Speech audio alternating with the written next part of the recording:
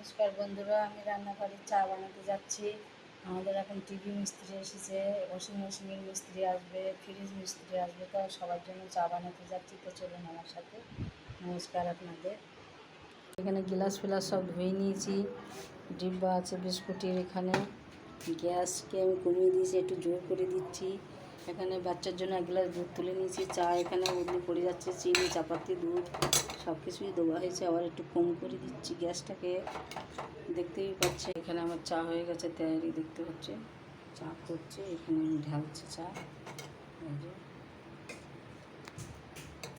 আমি half cup চা নিয়েছি এখানে, আর দুটো বিস্কুটের ডিব্বা নিয়ে বসে গেছি, দেখতে পাচ্ছেন। সব মিস্ত্রিদের চা দিয়ে এসছে, এবার আমি খাবো।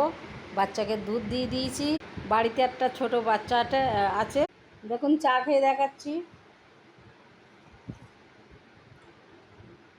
বিস্কুট খাচ্ছি।